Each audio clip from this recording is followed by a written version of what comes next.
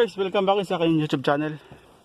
So guys, mayroong issue itong ginagawa ko sa akin. Bali ito ay Silverado 2018 Chevy Silverado. So ang naging issue kasi nito, step deterrent. Yan na, switch on ko, maano lang yung yan, araw, solo. Yan na, step deterrent service system. So bali chili ko siya sa MDI, multiple diagnostic interface. So wala siyang code, hindi siya mabasa. So wala rin selection ng step deterrent sa laptop sa MDI. So ang ginawa ko, di nag-check na lang ako ng schematic diagram. Yan, ito yung schematic diagram niya sa service information. So dito muna ako mag-check sa immobilizer na to, immobilizer control module. So kasi may ano siya, may step deterrent. So dito muna ako mag-check nito. Itong immobilizer na to ay papunta lahat sa BCM, body control module. So ating checkin itong tatlong wire na to guys. Itong gray black, green violet, saka green gray.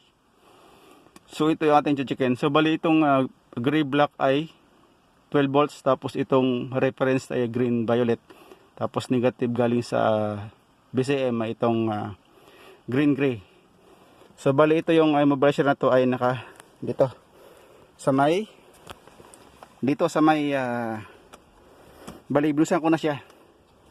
Pinaka ko yung cover nito sa manibela, ay sa ignition switch saka sa manibela. Ito, tinanggal ko na yung cover. So bali ito yung immobilizer. Ito yun na yung wire na yung maliit. Ito to. So bubunutin ko yan. Ito to. So tanggalin natin, tapos checkin natin kung meron 12 volts saka reference saka ground.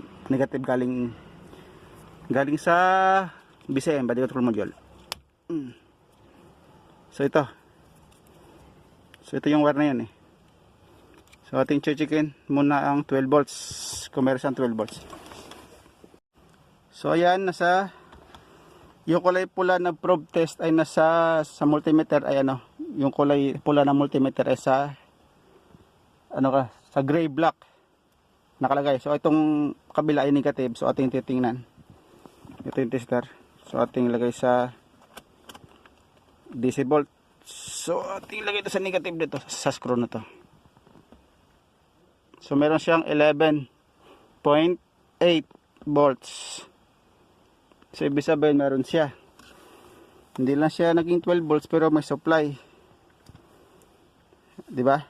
So bali ito yun yung dalawa, yung green violet ating checkin, green violet saka green gray ating checkin yan.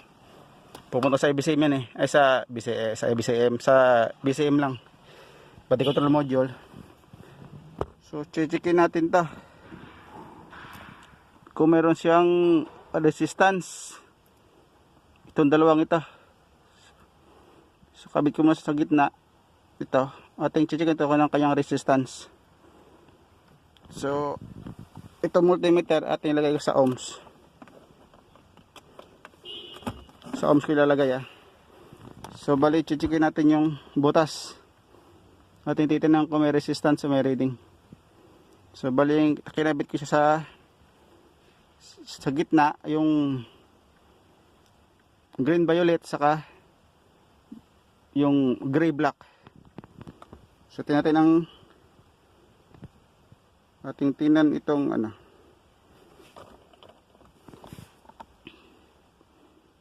so walang reading, walang resistance. So ating lipat sa kabila yan lipat ko sa kabilang side, kabilang butas.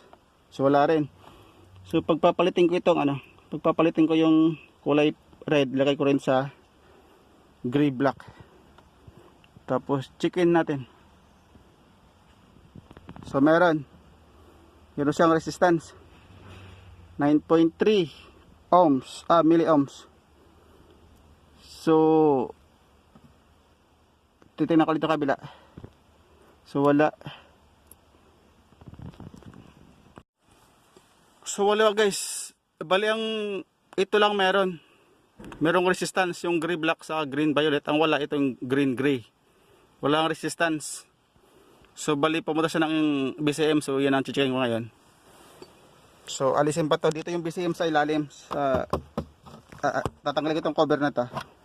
Bali tinanggal ko na yung dalawang bolt dito. Yung screw sa baba. So ating kalsing ko lang ito. Kalsing ko muna yan. So yung guys, tinanggal ko yung cover. Kasi ito yung papunta do sa BCM. O sige yung cover. So ating titingnan ito. Dito yung ano, yung BCM body control module. So ayan. So tanggal ko yung cover, sulo lang sa araw eh. So bali ito yung wire galing sa ito. Ito yan eh. Ito. Susunod natin sa duman. So yun.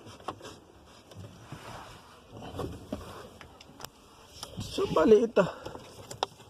Ito yung wire na to. Ito hanggang sa taas. So tanggalin natin. Dito sa BCM, body control module. Yun, tumunog. So ito yung wire na yun. Ayun. Bakit ganun? Ito. Malamang ito yung wire na yun. Oh. Green, gray or gray, green. Yun o. Ito. Daga, lingat-ngat o ano. So, checkin natin. So, checkin ko yung guys, yung end to end. Mag-end to end tayo. Para sure natin ko yun ang kaputol niya. Ito yun, ito yung green gray or gray. Oo nga, green gray nga. So, ito yung green gray. So ating set continuity natin. Yan, continuity natin. So ito checkin natin. Ito. Sana yan?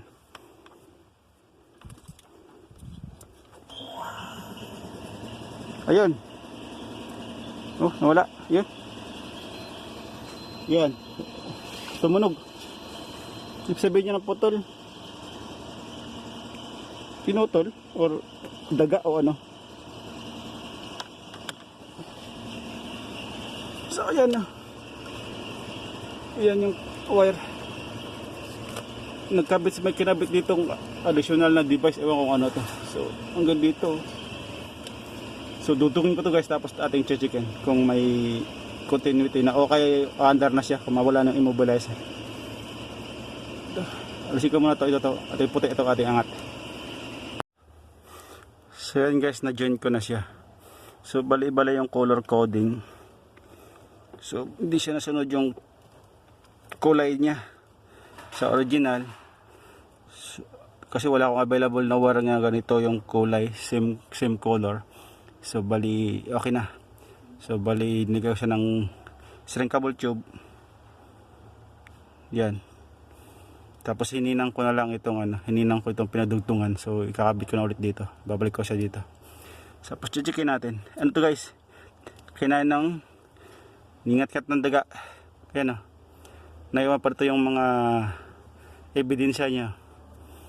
So okay guys, pipicture mo tapos atin checkin ulit. So ngayon guys. Na-fix na tayos ko na. So ibabalik na natin ito. Tapos ibabalik natin, tapos checkin natin ulit kung meron na siyang, kumawala na yung deterrent sa cluster panel. So yun guys, meron na siyang continuity, meron na siyang resistance. So binalik ko na sa module, sa immobilizer. So check natin, switch on natin. Manula yung araw, masulo yung araw eh. Switch on natin, switch on ko yung ignition switch. Ating tinang ko may tip deterrent pa rin lumalabas. So wala na. Wala na siya guys, success na siguro to. Yan na, wala na tip deterrent tulad kanina meron. So start ko. So yan, success na guys.